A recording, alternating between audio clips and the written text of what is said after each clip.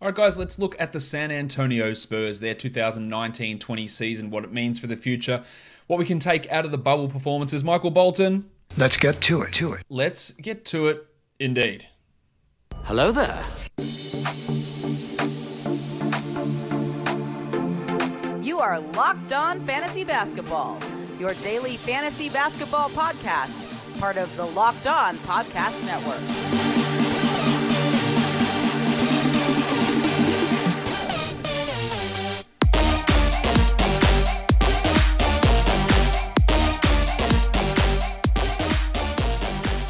Hello and welcome to the Locked On Fantasy Basketball Podcast, brought to you by Basketball Monster. My name is Josh Lloyd and I am the lead fantasy analyst at basketballmonster.com and at Yahoo Sports Australia, and you can find me on Twitter as always at redrock_Beeble and on Instagram at Locked On Fantasy Basketball. We're doing the San Antonio Spurs today. Tomorrow, we're going to be doing the Sacramento Kings, so check out the Instagram story or the Twitter question to throw your questions at me about the Sacramento Kings. But let's talk Spurs. Let's get into the questions you had straight away. Jamar Norik says, LaMarcus Aldridge is surely too old to be a 19-7 guy again. He goes, but then again, I thought that last year. And Aldridge is one of those players where you go, well, surely there's going to be a drop-off at some point. He's 35 years of age, Aldridge. He averaged 19-7 this coming season. We know he didn't play down in the bubble with a shoulder injury. At some point, yes, he's going to drop off. And the drop-off is coming. He's not a 20-point per game scorer at the moment. And at some stage, he's going to lose some of his abilities. But interestingly, he did hit over a three a game. We saw that sort of move away from his game, and he shot that at 39%. There's no reason he can't keep up similar level production for at least one more season, and then after that, I don't. Does he turn into a Paul Millsappy type role player? But his offense has been really strong. He blocked 1.6 shots. He was the 42nd ranked player again. We know what his strengths are. We know what his limitations are. It is going to drop off at some point. It's just really hard when he's 35 years of age and he's still producing at the level that he is to understand when that's going to be. Dream Float High says Kelden Johnson looked good in the bubble. Thoughts on him for the next few years? We really didn't see him in the regular season until the end of the year, and he looked good there, and then he really looked good in the bubble. His numbers at Kentucky weren't great, but it's, again, Kentucky players, you've got to give a benefit of the doubt to them. Now, sometimes it doesn't work out because then your name might be Marcus Teague or it might be Kevin Knox, but Tyler Hero, Devin Booker, Jamal Murray, Karl Anthony Towns, even I know Towns was the number one pick, but his game expanded so much coming out of Kentucky. Bam Adebayo, and is Kelden Johnson that next guy? I'm not sure. In 8 bubble games, 14-5. Averaged the steal, but let's get one thing straight. He shot 64% from the field. That's not going to stick. And that included 65% from three. So that's obviously going to fall off, but the Spurs love him. I think that he's probably going to be starting not next season, the season after. He's just about to turn 21, so still pretty young, with some significant upside. He was the 54th ranked player in the bubble, in large part because of that insane field goal percentage. That was his big thing there. And he was a guy that had that 3-and-D reputation, but was actually a bad defender in college. It's improved, no doubt. I think he's got some real offensive upside. I would be pretty excited about him if I was Spurs fans. I think that he's probably a better prospect personally than Lonnie Walker. And definitely for fantasy, I think he's got more of that upside than what Lonnie does. Let's have a look. Is from W. Schumann Klein. Is this the year Dejounte Murray gets 30-plus minutes and pushes for a top 50 season? Murray, of course, was coming off an ACL injury this year. He played just 26 minutes a night and was the 76th ranked player. If he plays 30 minutes a night, the top 50 is a guarantee. I don't think he's as good as what other people think. You've heard me talk on him before. His bubble, he played 30 minutes in the bubble. And I said, look, if he gets 30 minutes, he'll be a lock for the top 50. He was the 96th ranked player in the bubble because the shot was terrible. 39% shooting there. The blocks were non-existent. He's never going to shoot threes. He's never going to be a high assist player. He's 24 years of age. I don't rank him as high as others. I think he can be solid enough. I think he's got a lot of deficiencies though. And from a fantasy game, that can really stand out. I don't think he's ever going to be able to be a high usage guy or a good shooter or a good assist guy. It's all going to come down to what his steals are at. And they were at 1.7 during the season. They were at 1.4 in the bubble. Can he bring blocks in with that as well? And where else does he improve his game? He is only 24 and he did miss a season from an ACL injury, but he's still 24. So he's not super young. He signed that extension, so we got no contract coming up. We know where he's going to be. I'm not convinced with Murray to be an absolute star, but I think he can have some top 50 seasons. Let's have a look. How likely is it that Derrick White replicates his bubble play? can we assume similar numbers? Well, let's remember that everyone in the bubble played well because there was no LaMarcus Aldridge, who is going to take usage and minutes. Now, Derrick White was great. He was the 34th ranked player in the bubble. He played 30 minutes. He had 19, 4, and 5. But we have to look, how was the shooting? 39%. That's achievable. 56% from 2. That's achievable. Importantly, he attempted 8 threes per game. That was the big thing, is he was a pretty good shooter, but he just never took the threes. And he took them here. Now, whether that continues, I don't know. From what he did in the bubble, he can actually improve because he only blocked 0.6 shots. He can be a 0.9 guy. He only got 0.7 steals. He can be a 1.4 guy. He could actually be better. Will he average 19 points per game on 23 usage? That probably comes down. But I reckon that was a really nice thing that we saw from White, a really big step forward. I would be a bit hesitant in how they run their rotation, but the White-Murray combination is the way that I should be going in that backcourt. Demar's at the 3, depending on what they do with him. He played at the 4 in the bubble, but Aldridge has to come back. I would love to see them just go, well, let's play Aldridge at the 5, Demar at the 4, and run Kelden Johnson or Lonnie Walker at the 3 with those other two. So I think there's a real chance he's a big breakout player next season. But I say that a lot. Will DeRozan pick up his player option? I would imagine so. That question comes from Johansson Ulfar. Or Ulfar Johansson, I'm not really sure. Trying to read Instagram names is never an exercise in success. He's got a $28 million player option. Given the market, given that only 5 teams have cap space, given that he's 30 years of age and he is declining a little bit, Demar, I'm not sure he makes that sort of money back. I would expect him to pick up his player option. YTP, IAOTP. Cool. Is Jakob Poeltl coming back, and does he crack the top 100 next season? Is he coming back? He's a restricted free agent. They should look to bring him back. I think he can be a really good player. He was the 84th ranked player in the bubble. He averaged 8 and 8 in 26 minutes. Foul trouble did cause some real problems there. Look, if he comes back and they say he is our starting center, then I think he's a top 100 chance. But there's always a risk of foul trouble. There's a risk of Popovich limiting him. There's a risk of Trey Leyel or Demar Derozan or LaMarcus Aldridge cutting into his playing time. And that is a risk there. He's a restricted free agency. He's going to be super interesting. He's 25. I think he can have a couple of top 100 seasons. Next season is a great opportunity for that. Roach Daniel, how long would Derrick White be on the Spurs roster? I don't know. How long's a piece of string? Like that's a tough question. I don't know why they'd be looking to trade him necessarily. He he was really good. He was their best player, I believe, down in the bubble. Demar was the leading scorer, but I think White was their best player down there, and he looked good out there. Playing as a shooting guard / point guard. I don't think they should be in any rush to try and deal him away. This has got to be taking the piss, this question. Iraf91, how good is Bryn Forbes? Is he Clay light? If by Clay light you mean Clay with all of the clay removed, then yes, Bryn Forbes is Clay light because he is not good at all. I don't believe in Bryn Forbes, who's an unrestricted free agent. We didn't see him in the bubble. He was healthy and okay to play, I believe. They just want to see other guys there. I would be highly doubtful that Bryn Forbes is a starter for this team next year. He shot 39% from 3. It got hot over the last couple of months. He shot like 45 or 43% in that time. But to me, he is not that good. And he is, how old? He is 27 years of age. I think his best role is as a 18, 20-minute-a-night player coming off the bench. All right, let's have a look. Lots of questions about the Spurs going to trade Aldridge and trade DeRozan. They never trade players in season, really. They're not what they do. In the off-season, I don't imagine they'll be looking to move those guys. I just don't think it's going to happen. We'll see. I just don't think the Spurs will do that. They might reduce the roles of these players. They probably should look to do it, but I'm not convinced that they're going to do that. On Twitter, some questions coming in. Yeah, let's have a look what we see here. The Spurs have reportedly, Jonathan Chown, Spurs have reportedly shown an interest in Killian Hayes. Do you think there is any real chance he goes that late? And if he did, what would it mean for Murray and White? I think there is a chance that he goes that late. I had them selecting Obi Toppin at pick 11 in my last mock draft because Killian was going at number 3. But there's a chance that Hayes slips that far. I really don't think that he goes at number 11. What does it mean for Murray and White? It means that probably one of those guys is going to get dealt at some point. Or it could be Hayes. But Hayes would be in a really limited role as a rookie. We know the Spurs, they just don't play rookies very much at all. Kelden Johnson and Luka Samanic, we saw it this year. We saw it with Lonnie the year before. We saw it with Derrick White the year before. We saw it with Dejounte Murray the year before. Like, these guys just don't play much as rookies, so that wouldn't be any sort of issue for this season. Ash Hug says, what is Kelden's ceiling? I'm hearing a lot of Spurs insiders calling him a future All-Star. I'm hearing that as well. A lot of people are super high on him. I think there is massive growth potential here for him. A lot of the advanced stats stuff really does like what he can do. So he is a very, very interesting player. Chad Kevin Malone says, DeRozan and Aldridge, does it make sense to bring them back while they're both under contract? Yeah, DeRozan can pick that player option up, then it's about trading them. Who wants these guys? 35 years old, LaMarcus Aldridge, making a decent chunk of money. Aldridge with DeRozan with a $28 million player option, who both of these guys have been negatives in terms of on-court production, on-off stuff over the last couple of years. And, single season or half season numbers there doesn't really tell the full story. But when it's happening consistently, that's a real worry.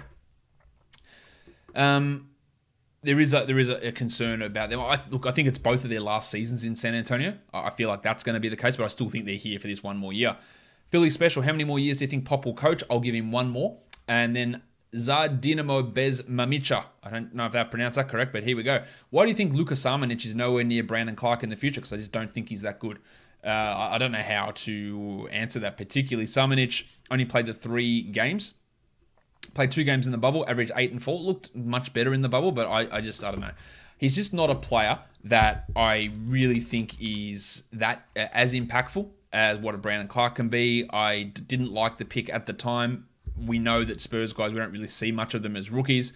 And Samanic was in that mix. And while he put up some solid-ish numbers in the G League, I just don't really buy him. I could be wrong on him. I'm not sure he's ever going to be a good enough defensive player or a good enough shooter to justify him playing that position. So we'll see, but I'm not super interested in him. What I am interested in is getting food that I want delivered straight to my door. And the best way to do that is with DoorDash. You're busy at home. You're dealing with yourself, your partner working from home, your kids schooling from home. You're busy, you're stressed. Sometimes you don't feel like cooking. Simple as that. So you can get that food delivered directly to your door with DoorDash. You want Chinese, they want pizza. Everyone wants something, and it might be something different. DoorDash can suit all of those cravings for you. It's the app that brings you the food you're craving right now, right to your door. Ordering is easy. Just open that app, choose what you want to eat, and the food will be left safely outside your door with the new contactless delivery drop-off setting. You can support your local restaurants, who a lot of them are having a hard time with COVID-19 as well. So you can get in, support those guys, and get the food that you love sent straight to your house. They have over 300,000 partners, DoorDash does, in the US, Puerto Rico, Canada, and Australia. And right now, our listeners can get $5 off and 0 delivery fees on their first order of $15 or more when you download the DoorDash app and enter the code LOCKEDONNBA. That's $5 off and 0 delivery fees on your first order when you download the DoorDash app in the App Store and enter the code LOCKEDONNBA. Don't forget, the code is LOCKEDONNBA for $5 off your first order with DoorDash. So let's get into talking about these players now in a little bit of extra detail. The first guy we're going to talk about is Demar Derozan. He was the 39th ranked player. Now, Derozan's a guy that has been really interesting in his career with the way that he's changed his game. And he has shown, look, despite the criticisms of Derozan, which I think most of the time are pretty spot on, he's been pretty adaptable with what he's been able to do. He was the 39th ranked player in fantasy. He averaged 22, 5, and 5.5 assists with a steal and shot a ridiculous 53% from the field. Now, he's a shithouse three-point shooter, 26% there, but he doesn't take any. He was remarkably 54% from 2. True shooting of 60%, a usage of 26. But like I've always been saying with these guys is that these on-off metrics, the advanced stuff, it never really likes what he does. Sure, he scores well. The assists in his game, really impressive. Defensively, he's rough, like he's really bad. But negative 0.64 PIPM and plus 0.1 Raptor, you'd expect more from a guy that's scoring 20 points per game. And unfortunately, that's just not what we're getting. In the bubble, he did the same thing. 22, 4, and 5.5 with a steal and a blocker game on even higher shooting, 66 true shooting. Amazing stuff. He is 31 years of age, Derozan. So there is some concern that he's going to fall off at some point, but I feel like he's just consistent. We know what he's going to get. He's going to be in this 40 to 50 type range for another season or two. But after this year with the Spurs, where I imagine he picks up this player option, now he could get traded somewhere else. How do you build a good team around what Derozan does? You don't want him as a 2. You don't want him defensively as a 3. He played as a 4, and he was quite good there. But I don't know. He's just a really hard player to fit around, given some of his negative impacts on court defensively, especially, and shooting. They're a real concern. You've got to almost create a team around Demar Derozan, and I don't think he's good enough to be the central point of your team building, especially at the age that he's at age 31. Aldridge, similarly at 42, is a tougher guy to work around. Now, he did get more of those threes going. He averaged 19 and 7 with 1.6 blocks and just continues to be excellent every year. But negative on the court, negative 0.17 PIPM, 0.1 Raptor. These are not strong numbers. 57 true shooting, 23 usage. And when you look at the raw numbers and you look at the true shooting, you go, well, he should be an impactful player. But almost all the time, these guys get outplayed by their younger teammates and their bench teammates. Now, how much of that is a Popovich situation? How much of that is the strength of the bench? But it's just been an ongoing thing for both DeRozan and Aldridge that they're negatives when they're on the court, and the bench tends to play better, and it tends to be the strength of this bench that gets the Spurs to where they are, rather than the guys who are scoring the majority of the points. And it's so weird to try and get your head around that idea. When you've got these guys scoring 40 points combined, yet both of them appear to be negatives. Another on-off of negative 5.3 for Aldridge this year. He was negative 1.8 the year before that. The year before, 6.7, that's a positive. And then minus 5. So he's been, in the last 4 years, the team has been better with him sitting on the bench. He's 35 years of age. At some point, when there's a drop-off coming, these defensive issues and these on-off concerns are going to be really a problem for Aldridge. He's got one more year left in San Antonio. So I think he can be, he's 42nd this year. Will he be a top 50 guy next year? I think that's borderline. But at some point, there's going to be a drop-off. And those concerns and these metrics and the lineup data, I think, is going to be a problem for Aldridge at some point in his career coming up really soon. Let's talk about Dejounte Murray a little bit more. The 76th ranked player, 11 and 6 with 4 assists and 1.7 steals. He's never going to be a good distributor. I don't think he's ever going to be a good three-point shooter or a high-volume three-point shooter. 37% is fine, but he attempted under 2 a game. And I don't think he's ever going to get that volume right up there. The steals is where it really comes in, 1.7. That was by far his best fantasy category. In fact, outside of assists where he was a marginal positive, steals was the only category that he was a positive in. So that's really what that value is at 76. Now, can he be a top 50 player if he averages 14, 6, and 5 with 1.7 steals? Probably. But there are big deficiencies in his game. And that's a little bit what I worry about with Dejounte Murray and his value to this team or to any team moving forward. Is to just, how good is he? He's really good defensively. His PIPM, again, was a negative this year, negative 0.45 and negative 0.6 on Raptor. I think he can still get better than that. I think he's got some significant upside. I don't think he's the best point guard on this team, as you're well aware. At 24, though, he's probably got 4 or 5 years of top 70 value with some probably top 50 or top 40 seasons sprinkled in there. But I still have my concerns with him. Maybe he does have a breakout this year, but I feel like we've been saying that for 3 or 4 years. Or maybe not 3 or 4 years, maybe 2 years. And it hasn't really gotten to that level that I think we would hope that he would get to, unfortunately. Injury, obviously a big reason for that, but also some of his level of play. He was benched this year, then regained his starting spot, which is good that he got that spot back, but not great that he was benched in the first place. An on-off of negative 6.4 is really quite rough. And it goes along with the Demar Derozans and the LaMarcus Aldridges to have those sort of on-off numbers. That's a bit of a concern for me, no doubt about that. Tell you what's not a concern though.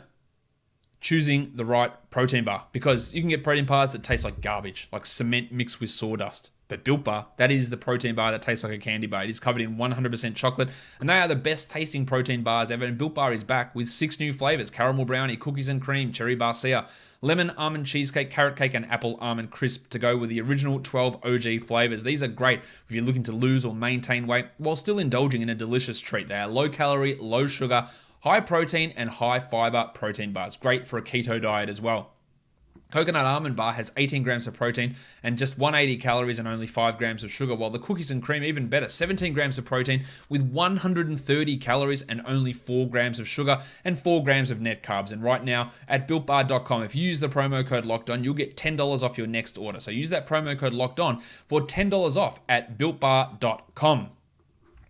Next player we look at is, of course, Maximum Derrick White. Maximum Derrick.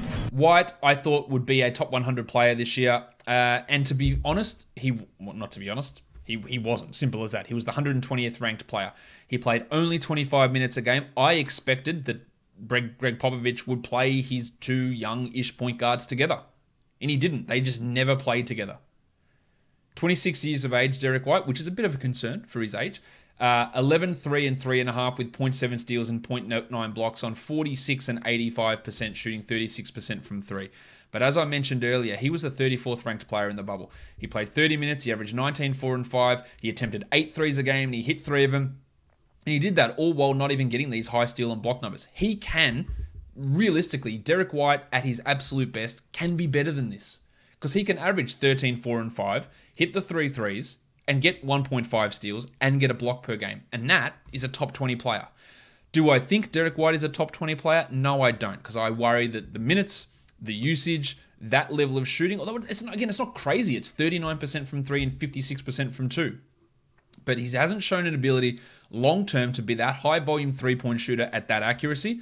I think it probably is coming. I don't know how much of that is the bubble factor that he was able to shoot that well, but if it was the bubble factor, then everyone would do it, and they didn't. Derrick White was able to do it on this team in particular, really get those numbers up. So I've got some real high faith in him. The advanced stuff loves him. We talk about these other guys all being negatives. Derrick White's a positive. He's been a positive off the bench every year of his career. 3.2 last season, 6.4 the year before, a plus 11.5 as a rookie in only 139 minutes, of course, but really big in his first 2 years. The advanced stats really like him as well. 1.48 PIPM, 3.4 Raptor, a true shooting of 59. These are all really, really strong numbers, and I think he's going to be able to put up some really big numbers again next year. I like Derrick White a lot. I think he's going to be a top 100 player pretty comfortably. I think he's got a chance to push top 60. And honestly, if all those things come together, could he be top 20? Yeah, maybe a 2% chance of it, but I do really like him. Now, the thing we've got to look at is he's 26, so he's probably only got 2-3 years left at close to this level, so he's got to really make it count now when you're valuing him in dynasty leagues. So, that is something to pay attention to, but he played fine alongside Dejounte Murray. He's better than Dejounte Murray, I believe, at this point. He's got the shooting, he's got the defense, he can pass a bit. I really, really like what Derrick White can do, as you're all probably well aware. Let's talk about Rudy Gay, who is obviously not young. Gay is 34 years of age. He played 22 minutes a night, averaged 11 and 5. He was the 179th ranked player this season with a slightly positive PIPM, a marginally negative Raptor, 55 true shooting, 22 usage. Good numbers. Rudy Gay was the 28th ranked player in the bubble somehow. He averaged 18 points per game on 27 usage in only 25 minutes. He got 1.3 steals. He hit 2 threes per game. So there's someone who really benefited from LaMarcus Aldridge but not being there. It's Rudy Gay. Those 25 minutes would probably come down. You imagine Kelden Johnson's going to cut into some of that playing time, but he played center for this team at times, and he looked really good in that small ball scenario. 91% from the line. There was still some life left in him. He is 34 years of age, of course, and we're not going to expect this level of production from Gay moving forward, but he was really impressive. And could you make an argument that a Spurs team with Rudy Gay instead of LaMarcus Aldridge is more successful? Maybe. I don't think that's a crazy statement, despite how great Aldridge has been. Or is he a better option than Demar Derozan? Look, maybe. Again, the raw points numbers would tell you you're stupid. But Gay is just useful. He's just good defensively. He's good offensively. His shooting was strong. He was great in the bubble. There's a lot of positives from Rudy Gay. Is he going to be a player that you want to look at as a top 100 fantasy guy? Like, no chance. We'll see how that roster shakes out, but I don't think we're looking at him in that area. But he was impressive, and you've got to give him kudos for that. Let's talk about Paddy Mills, another guy who the advanced stuff loved. 185th ranked player, but plus 3.7 Raptor and 1.34 PIPM. He had a true shooting of 59%. He rarely played in the bubble. He was acting more as a coach, just 3 games there as they really look to get Walker and White and Murray involved. But on a team where they're looking to push for the playoffs again next year, or they should be looking, I expect them to push for the playoffs. I don't know whether they will. Mills will have a role. 11 points in 22 minutes. This is what he does, though. He hits threes. He doesn't do anything else. Doesn't get to the line. Doesn't get steals. Doesn't get assists. He doesn't get rebounds. He averaged 1.6 rebounds. That is a ridiculously low number. But he has consistently been super good. And that's part of the reason why DeRozan and Aldridge and Murray, these guys struggle with their on-off stuff, is because the blokes coming off the bench like Gay and White and Mills are actually really bloody good. And they are just dominating other teams' bench units. So that's why you don't get too overworked about the DeRozan and Aldridge negatives. It's because we know how good this bench is.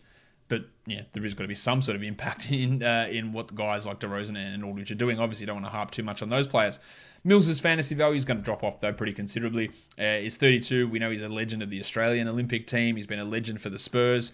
He's just going to come in and play 18 minutes a night, most likely. If he doesn't play every night, I wouldn't be surprised. I think they'd love to get him in a coaching role in a couple of years. But look, really strong season again from Mills. Jakob Poeltl. Disappointing year from Poeltl, 189th ranked player. 18 minutes a night, averaged 6 and 6 with 1.4 blocks and 62% field goal. I would talk disappointing because of his fantasy production. 47% from the line is horrible. But +3 PIPM, 3.8 Raptor, 61 true shooting. He is a guy that consistently, advanced stats have loved what he does. The teams have always seemed to play well when he's on the court. And this year was, again, no different. He was really good when he was out there. Now, I was pretty critical of the Spurs just not playing him enough. He was a +9.6 this year because the Spurs decided to go with Trey Leyel and LaMarcus Aldridge at their front court. Now, I think that Aldridge probably is better off as a center, but you've got to get Poeltl out there more. In the bubble, Jakob Poeltl was the starting center, no Aldridge. He played 26 minutes. Foul trouble was a real problem for him. He averaged almost 4 fouls in those 26 minutes. But 8 and 8 with 1.4 blocks and a steal on 65% shooting. And his free throws were worse, 33%. And he was the 84th ranked player. Is that where he tops out? Could he play 28 minutes and be 12 and 10 with 1.9 blocks? Maybe. That puts him in top 60 discussion. He's a restricted free agent. Will the Spurs bring him back? I think they probably should. Who is going to... I'll tell you what I'd love. I'd love for the Hornets to make an offer and go, we're going to start you and play you 28 minutes at center. Although I do like PJ Washington as their center, but instead of Cody Zeller or Bismack Biyombo or James Wiseman, I just want Poeltl to have an opportunity here. Does Detroit throw it out there if they don't want to bring Christian Wood back? His free agency is one of the most interesting in terms of fantasy. Because if he goes to a team where he's a starter and he plays 28 a night, he'll be a top 100 guy pretty comfortably. Again, the advanced stuff is always good with Poeltl, and it was good again last season. He just needs that opportunity to step forward. Kelden Johnson was the 206th ranked player this year. Talked about his numbers already in the regular season. I thought he played well, but the numbers weren't great. And then he absolutely exploded to be the 54th ranked player in the bubble, averaging 14 and 5 with a steal a game. But the shooting is no way. 64% shooting and 65% from three. It's going to drop off massively, but talking about his long-term value, the Spurs love him, Spurs fans love him, Spurs reporters love him. They think that there is a lot coming for Kelden. The advanced statistic projection numbers, absolutely Dutch rudder, daisy chain, rusty trombone him. Like the peak PIPM for him in the PIPM system is 3.72 in the next 5 years. That's his peak. That is an absolute monster number. Is he that good? I don't know, but that is something where if you're looking in dynasty leagues, you should at least be taking the flyer and going, well, shit, is that going to break out? Now, this Spurs team's in flux. Do they go Murray, DeRozan, White as the starting 1, 2, 3? Do they go Murray, DeRozan, White, Johnson as a 1, 2, 3, 4?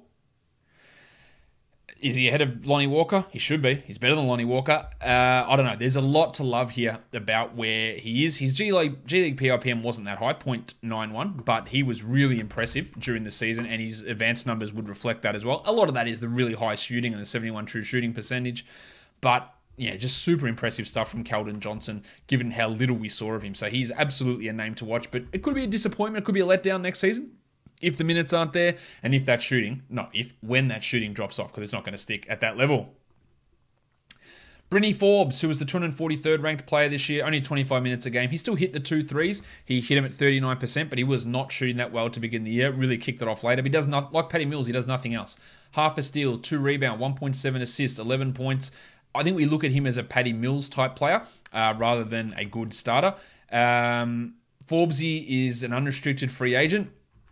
His advanced stuff was terrible, -3.25, -3.4 Raptor. He was in that starting unit most of the season, which had their struggles, as they continually do. Maybe part of the reason they had their struggles is because Bryn Forbes was in the starting lineup, and he was contributing a large portion to those struggles. But he was a -10.6 on-off, which is just a horrible number. And 3 of his 4 years in the NBA, he's been a negative in terms of on-off numbers. So that's not impressive. I don't believe in him at all as a long-term player. I don't think he's a top 200 player at any point in the future. Next up is Trey Leyel, the 254th ranked player. He started, But really, he was a starter in name only. He played 20 minutes a night. He averaged 6 points. He had a usage of absolutely nothing, 13.6%. Negative Raptor of 2.2. Lyle sort of is who he is. He can't defend very well, doesn't protect the rim, doesn't pass. He's an okay-ish rebounder. He's a low-usage player, a low-volume three-point shooter, despite being a 39% guy from there. I don't really know why they played him as much as they did, or they started him, or they used him in those roles. I think he can probably hold on to this level of production, but it's not high for another season or two to a 254th ranked player. Lyles is about to turn 25, so he's not super old, but I don't really see any top 100 numbers from him in the future. You'll notice, guys, that we're a long way down this list, and we haven't gotten to Lonnie Walker. That's because I go based on fantasy rank per game, and he's not there. Drew Eubanks, 299th ranked player. I thought Eubanks looked pretty good, and if Jakob Poeltl goes, then I'd be totally fine with Eubanks being either a nominal starter or a backup center on this team. He played 12 minutes a game, 5 and 4. 64% shooting. The advanced stuff wasn't great for him, let's be fair, but I thought in the bubble he looked all right. 7 and 6 in 18 minutes with 1.4 blocks. Efficient shooting numbers. 56 and 80 from the field and from the line respectively. He's not someone you want to rely upon, but I thought he was able to hold his own as a backup center, and I think he can still continue to improve. And the Spurs, if they do let go of Poeltl, then Eubanks can fill that role, I believe, in the future. But as a good fantasy player, I'm not sure. He's a restricted free agent, Eubanks, as a two-way guy. Let's talk Lonnie Walker, the 343rd ranked player, negative 0.96 PRPM, negative 3.4 Raptor with a true shooting of under 51%. That's obviously not great. I have said time and time again with Walker, I'm just not sure what he does. Like, can he pass? Can he rebound? Can he defend? Can he shoot threes? At this point, the answer to those questions is no. He had an opportunity in the bubble to come and start, and he did, and he was the 197th ranked player. He averaged 11 points, but half a steal, under 3 assists, 1.5 threes, 40% from the field. He did shoot 40% from 3, so that's impressive. That's a good start. But even in the games that he played in the G League, which he didn't play a huge amount in the G League, we saw him with a negative 1.44 PIPM down there. Like, so just nothing is super interesting. Ignore that G League. We didn't see him in the G League this year. That's my mistake. I was looking at the wrong player. I don't see it for Lonnie. I think he's a player that looks flashy. I think he's a great guy. Had to go through some hard stuff, obviously, in his life. We heard about that. But I'm just not sure. Can he be a 20-point per game scorer? Sure, it's possible. Will he be an impactful 20-point per game scorer on a good team? Probably not. I could see him getting to that level and being that guy that gets there by just taking a lot of shots but not doing it efficiently, not providing good defense, and not being a good three-point shooter. So sort of like Demar Derozan. Where does he go from here? He's only 2 years in, so he's got a lot of improvement in him. I just think we're probably 2-3 years away from his best basketball, and I reckon he probably can have a top 100 season, maybe a top 80 season. I just don't see the absolute upside that others do. I would be selling in Dynasty if you find the right person, because there are people who believe, I had someone comment on one of my YouTube videos that he's Tracy McGrady and that Dejounte Murray is Gary Payton. Like calm down. He's not Tracy McGrady.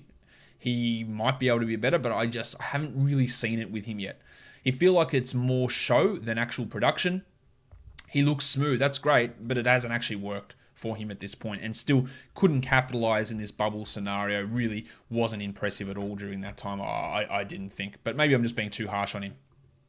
Next up is Luka Samanic. 371st ranked fantasy player. We didn't really see him much. He played just 3 regular season games, and 2 of those were in the bubble. Let's look at what he did in the bubble, though. 18 minutes a game. 8 points, 4 rebounds, 1.5 threes. He blocked a shot per game. That's all okay. But I feel like that's all it is. Now, it is his rookie season, and he's going to get, hopefully, a bigger run at things next season. The advanced stuff really does like him, so maybe I'm just off on Samanic. Maybe he can really step it up in the next 4 or 5 years. I'm reserving some judgment on him. His G League PRPM was rough, negative 1.44. But there is some, his Raptor was good this year. There is some upside potential there for Samanic. I'm not convinced, as you're well aware. But his last game in the bubble, 32 minutes, 16 and 6 with 3 threes and a block, absolutely is interesting. Getting that opportunity to play 30 minutes, I think, is a long way off. It's probably 3 years off if it comes at all. In the G League, he played 29 minutes. He averaged 15 and 8 with 0.8 steals and 0.8 blocks and shot 31% from three. That shooting really needs to improve. There are some building blocks there. Defensively, I worry, but 0.8 blocks is okay. But he is a long way off to me from being an impactful player. He's probably three years off from being an actual useful, maybe starter, and I'm not even convinced he gets there.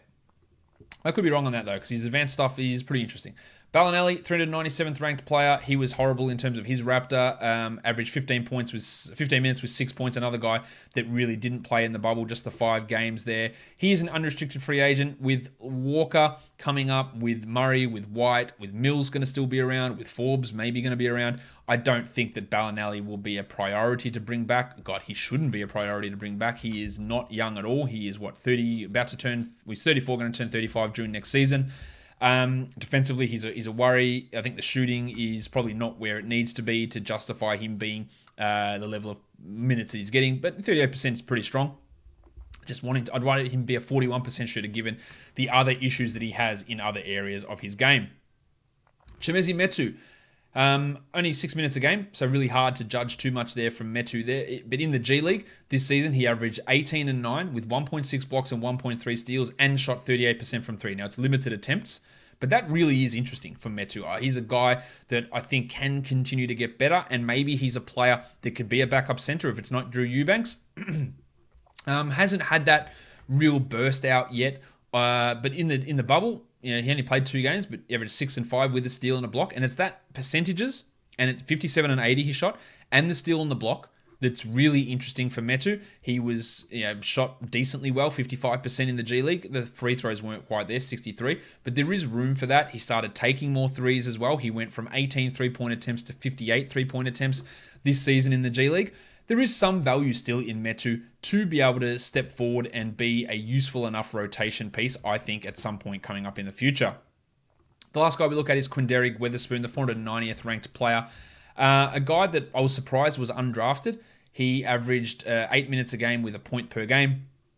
In the bubble, he played 8 minutes a game. He shot 36%. Didn't really do a huge amount down there. He was a two-way player.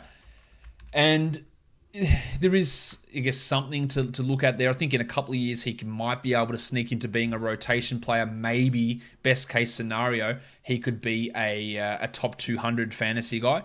We didn't really see it this year. But he averaged 15 in the G League. Importantly, as a wing, he averaged 5 assists with 1.2 steals and shot 34% from three. If he can have some sort of playmaking on the wing, that is probably his path, along with some decent scoring and good defense. And I do believe he's a good defender. There is a path for him to be a rotation player. So he's a two-way guy, but I think there is some upside there for Quinderik Witherspoon.